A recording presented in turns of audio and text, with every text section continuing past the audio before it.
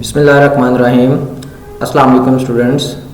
Myself is Zahir Mahmood from Apex Group of Colleges, कामुकी campus. तो students हमारा subject था अकाउंटिंग का, principles of accounting ICom part 1. आज इसका हम 7th लेक्चर डिस्कस करेंगे. तो स्टूडेंट्स आज का जो 7th लेक्चर है चैप्टर नंबर 2 से रिलेटेड है. चैप्टर नंबर 2 हमारे पास है ट्रांजैक्शंस एंड अकाउंटिंग इक्वेशन. अब इस चैप्टर को शुरू करने से पहले आज इसके हम न्यूमेरिकल शुरू करेंगे, लेकिन उन न्यूमेरिकल से पहले हमने कुछ इंपॉर्टेंट बातें हैं वो सीखनी है. इन इंपॉर्टेंट बातों को सीखने के बाद हम इस काबिल हो जाएंगे कि अपने न्यूमेरिकल्स को हम बेहतर तरीके से जो है वो रिप्रेजेंट कर सकें. तो सबसे पहली बात ये है कि जब भी आप कारोबार के अंदर इनकम कमाएंगे, आप आमदन कमाएंगे, आमदन हासिल होगी, तो उसको दो जगह पे रिकॉर्ड किया जाएगा. उसका इफेक्ट दो जगह पे होगा. एक तो आपके कैश के बैलेंस में इजाफा हो जाएगा और दूसरा आपकी जो लिबिलिटी साइड वाली साइड पे जो कैपिटल है उसमें भी इजाफा हो जाएगा. तो due to increase in income on asset side the amount will be added to the cash and on liability side it will be added to the capital. दूसरी बात, इसी तरह जब कारोबार के अंदर खर्चा होगा तो खर्चे को भी दो जगह पे रिकॉर्ड किया जाएगा. एक तो आपकी कैश में कमी हो जाएगी और दूसरा आपके कैपिटल में इजाफा हो जाएगा. तो due to increase in expense on asset side the amount will be deducted from cash and on liability side it will also be deducted from capital. कि इसको हम कैश में से भी लेस करेंगे और इसको हम कैपिटल से भी लेस करेंगे. आगे बढ़ते हैं जी. नंबर 3 पे है ड्यू टू एनी प्रॉफिट. जब भी आप कारोबार में कोई प्रॉफिट कमाओगे तो बेटा याद रखना है उस प्रॉफिट को आपने कैपिटल के अंदर ऐड करना है. तो due to any profit arises in the business. अगर कारोबार में किसी भी तरह का कोई प्रॉफिट होता है तो उस प्रॉफिट को भी हम क्या करेंगे, बिजनेस के अंदर कैपिटल के अंदर ऐड कर देंगे. यानी कि जब भी कारोबार में नफा होगा तो नफा कैपिटल के अंदर ऐड होगा. प्रॉफिट को हमेशा कैपिटल में आपने ऐड करना है. और इसी तरह से अगर कारोबार के अंदर कोई नुकसान हो जाता है, लॉस हो जाता है, तो उस लॉस को कैपिटल में से हम लेस करेंगे. Due to any loss arises in the business. अगर कारोबार में कोई लॉस हो जाता है, amount of the loss will be deducted from the amount of capital. तो उसको हम कैपिटल में से लेस करेंगे.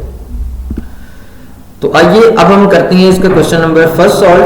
कि क्वेश्चन नंबर 1 को हम किस तरीके से सॉल्व करेंगे उसको देखते हैं. यहाँ पे आपकी स्क्रीन पे शो होगा पहला क्वेश्चन कि show the effects of the transaction on accounting equation. कि अकाउंटिंग इक्वेशन के अंदर इन ट्रांजैक्शन के इफेक्ट्स को आप बयान कीजिए.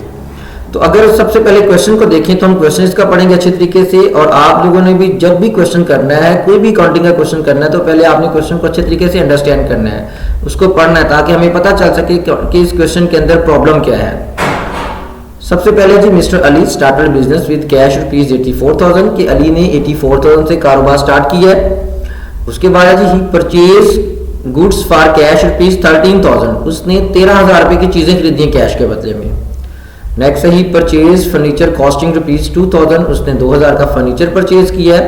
और next he sold goods for cash ₹3,000 costing 1,800. यानी कि 3,000 रुपए में उसने चीजें बेची जिनकी कीमत 1,800 रुपए थी.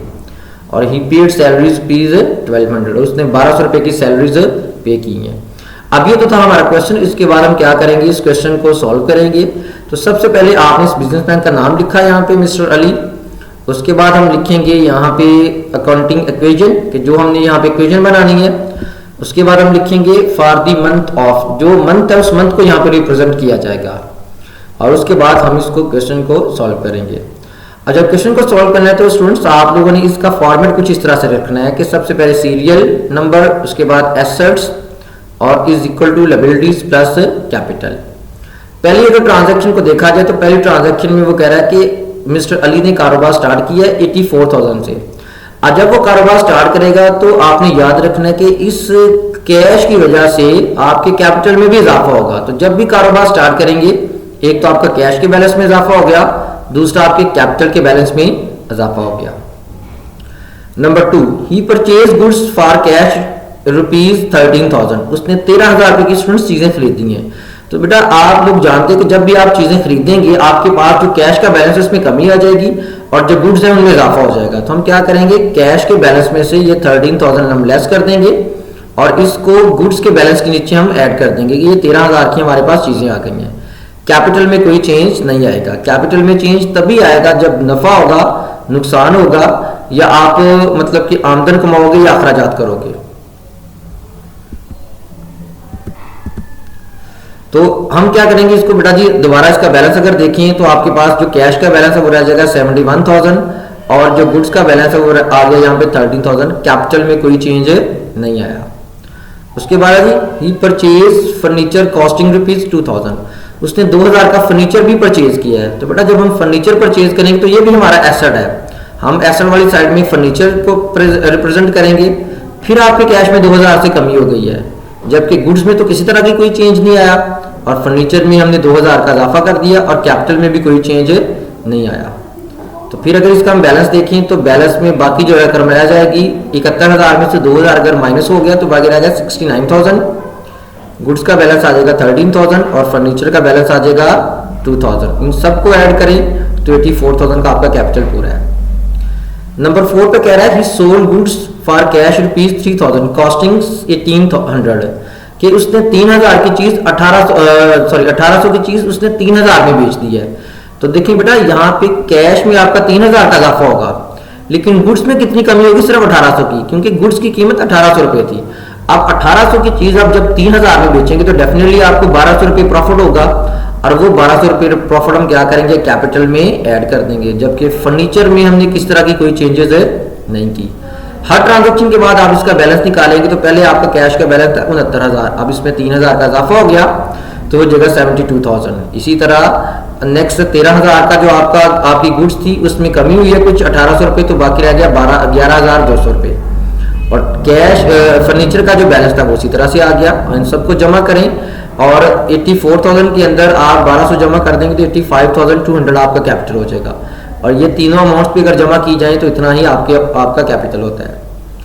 और नेक्स्ट है जी ही पेड सैलरीज। अब देखिए बेटा सैलरीज यहाँ पे हमारा खर्चा है, तो हम अकाउंटिंग इक्वेशन के अंदर अपने अखराजात को मेंशन नहीं करते, जस्ट हम क्या करेंगे इसको कैश से भी लेस कर देंगे और कैपिटल से भी लेस कर देंगे। तो जब आपने 1,200 रुपए सैलरी पे की है तो आपका कैश का बैलेंस कम हो जाएगा। 72,000 में से हमने क्या किया, 1,200 रुपए कम कर दिया। यहाँ पे गुड्स में किसी तरह की कोई चेंज नहीं आई, फर्नीचर में किसी तरह का कोई चेंज नहीं आया और इज इक्वल टू कैपिटल में भी आपका 1,200 रुपया क्या हो गया, यहाँ से लेस हो गया, क्योंकि ये हमारा एक्सपेंस है और मैंने पीछे बताया कि एक्सपेंस को हम क्या करेंगे, कैपिटल में से लेस करेंगे। अगर फिर इसका हम बैलेंस करें तो आपके पास बैलेंस आ जाएगा 72,000 में से 1,200 रुपए लेस करेंगे तो बाकी आ जाएगा 70,800। गुड्स का बैलेंस आपके पास आ जाएगा 11,200, फर्नीचर का बैलेंस आपके पास आ जाएगा 2,000 और इन सबको ऐड करने के बाद हमारा जो कैपिटल है वो भी आ जाएगा 84,000। जब आपका क्वेश्चन बेटा खत्म हो जाए तो आपने सबसे नीचे फिर लिखना है assets is equal to liabilities plus owner equity या प्लस कैपिटल भी लिख सकते हैं। कैपिटल या ओनर इक्विटी एक ही बात है। अब इन सबको ऐड करें तो ये भी 84,000 है और ये भी आपका 84,000। अगर ये दोनों साइड्स आपकी लास्ट पे इक्वल हो जाती हैं, वैसे तो आप क्वेश्चन के साथ साथ इसको इक्वल कर सकते हो, चेक कर सकते हो, लेकिन एंड पे भी आपका ये इक्वल आना चाहिए। अगर ये इक्वल है तो इट्स मीन कि आपने इस क्वेश्चन को बिल्कुल ठीक किया है। तो स्टूडेंट्स ये 10 नंबर का क्वेश्चन आता पेपर में और यहाँ पे ये क्वेश्चन जो है वो खत्म हो जाता है। तो इसके साथ ही आज की हमारी जो क्लास है वो भी खत्म हो जाती है। तो स्टूडेंट्स इंशाल्लाह नेक्स्ट आपसे अगली क्लास में मुलाकात होगी और जो नेक्स्ट हमारा क्वेश्चन है हम उसको अगली क्लास में डिस्कस करेंगे। तो तब तक के लिए अपना बहुत सारा ख्याल रखिएगा। अल्लाह हाफिज़।